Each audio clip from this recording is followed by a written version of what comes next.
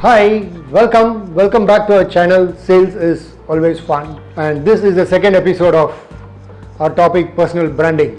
In the last episode, we saw what branding is, what personal branding is, why is it important, and what are the elements of a strong personal branding. Personal branding, as we saw last time, is what people say when you are not there. In simple terms, it is what you are and who people think you are. And this, like branding, people come to a conclusion about you. People, I mean your target audience, come to a conclusion about you based on how you present yourself and how they have experienced you, how they and others have experienced you. It's similar to how we define branding. The first important thing is how you communicate. And how you communicate is how you show up, is very important in that.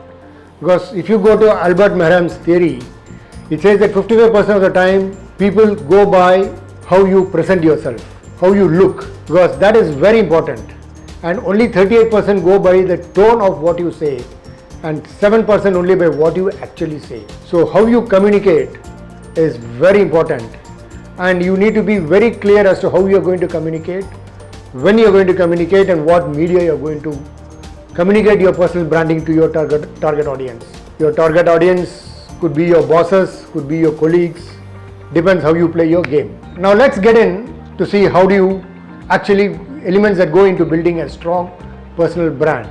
The personal brand, again, what you communicate, what you show is both your character and your talent. So these are the two main elements in a personal branding. So let's look at character. Now what is your character? What do you think are your characters? Now how do you get to that is very simple. Just sit relaxed in a place, take a few deep breaths and be with yourself. And then take a paper and just jot down whatever comes to your mind about you. Just don't bother to question or answer anything. Whatever comes, whatever says that you have done this, you have done that, this is what you are, you just keep writing it down, and then slowly one by one you check when was the last time you exhibited those characters. For example, it says that you are a short-tempered, you say. Just cross-check once with yourself as to when did you last exhibit that character. So at this will reconfirm, yes, whatever you put for your character is right. Okay, so now let's see what are the talents that is inbuilt in us or things that we have acquired.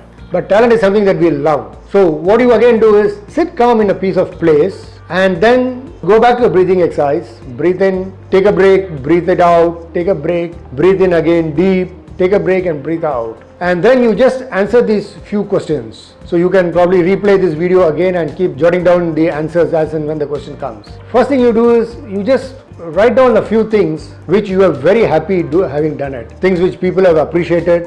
You are personally happy doing it. Whatever it could be scoring a match, century in cricket or whatever it is.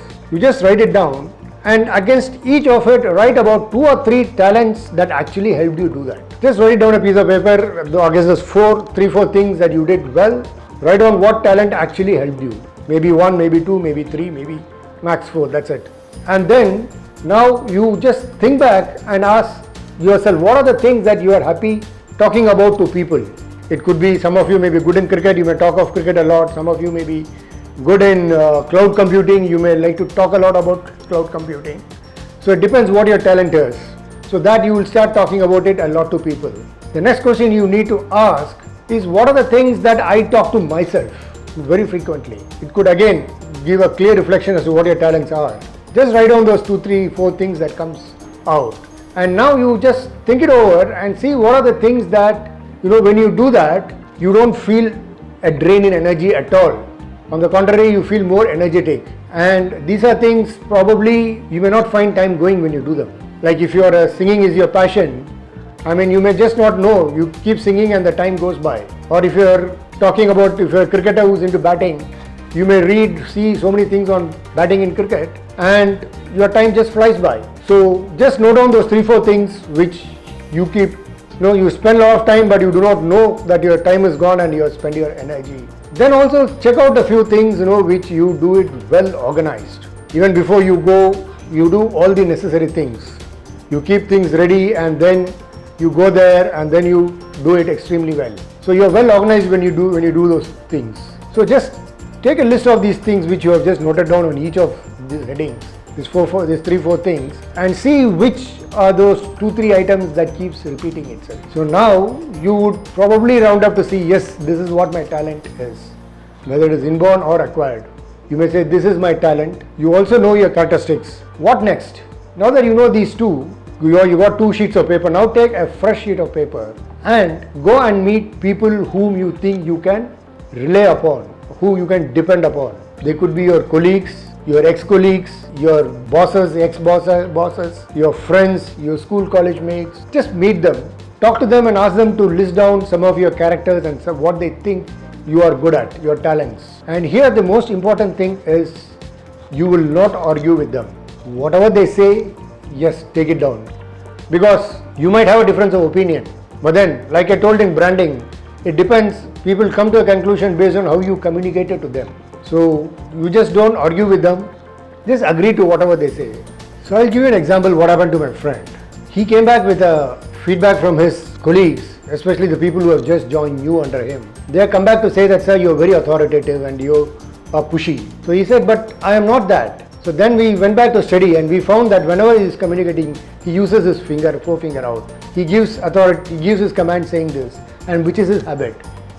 But to the beginner who doesn't know him well, he found that yes, he is very authoritative and he is pushy because he communicates this way.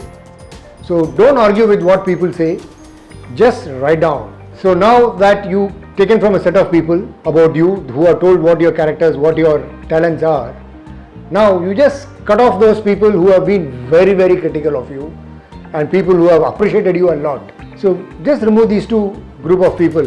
But in case you find too many people have been very critical, I think then you need to take them all into account. Or too many people are too appreciative also, you need to check whether what is right for you or it is bad for you. In any case, take the list. Now that you have 2 lists, one what you think is about yourself and one what others have told about you. Now what we will do is we'll put this in a Johari window. Okay? Now you might be wondering what is this Johari window. It's a very simple thing. It's a simple graph which has a y-axis and an x-axis like this. On the x-axis you have me and on the y-axis you have the world. Now what you do is you cut the y-axis into 2 parts. One is the known and other is unknown. Similarly on this x-axis you have the known and the unknown.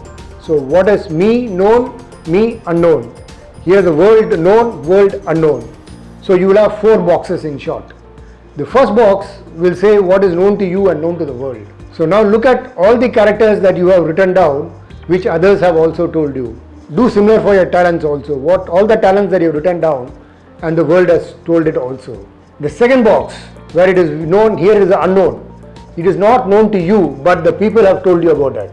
There could be so many characters and so many things, talents which you yourself never realized that you had it. But the world has realized it. So write it down. The third box is something which you are aware of but the world is not aware of. So which means that is where you have a communication, maybe a communication issue, you are not being able to communicate or you never bother to show the world about those characters. And the fourth box, of course, we'll leave it blank for the time being. So now you have 4 boxes where you know the world knows about you, things that you didn't know but the world knows about you, which is actually an eye-opener for you. Third box is again where you knew but the world didn't know about you. So box 2 and 3, yes, we have some work to do. We need to go back and check. And then now that you know what exactly are your characters, what exactly are your talents which is being appreciated, now what you do is sit in a place quietly and check maybe 60-70 years from now when I am dead and gone. At my burial, what do I wish people to talk about me? What do they wish to say about me? So now you have a broad list of characters, what you want, what the world knows, what you have, why you want. So now you decide what is going to be your personal branding. What are the characters that you are going to exhibit? Again, you also need to have your short-term and long-term goals bought in here. With all this, maybe you can take the help of somebody and then sit and work out what is going to be your personal branding. What are the characters? What are the talents that you are going to exhibit and show the world? So now what you do is each of the characters, just see when was the last time you exhibited it and how well you enjoyed it and feel it within yourself. Just close your eyes and be in that enjoyment. How happy you were doing those characters, how happy you were exhibiting your talent, and just feel that happiness and be with it. And this do it regularly so that you know these talents and the characters that you need to exhibit to the world is there built into you first. So now that you have decided what your branding is, and you have decided who your target audience is, and you have decided now you need to work out a plan how you are going to exhibit it. So which again needs to see how you are going to, you are dressing, how you are going to show up, how are you going to create opportunities to show, and how you are going to make use of opportunities that come your way. When do you anticipate that to come? So now you sit and work it out and be ready to show the world what your branding is. So personal branding is about how you communicate. And when you communicate, you have to communicate confidently. And the confidence has to come from within you. And to ensure that you are very confident and the confidence oozes out of you, what needs to be done, you can go to my first episode, the introduction episode, where I talk of the mirror exercise. Once you do the mirror exercise, your self-love will improve. And once the self-love improves, the self-confidence will automatically ooze out. And once the self-confidence oozes out, your ability to sell your brand goes up manyfold. So please ensure that you see the mirror exercise and improve upon your confidence. I hope you enjoyed this episodes on personal branding. If you have any doubts, please write to us at salesalwaysfun@gmail.com. And also don't forget to subscribe and press the bell button. Thank you. Thanks a lot.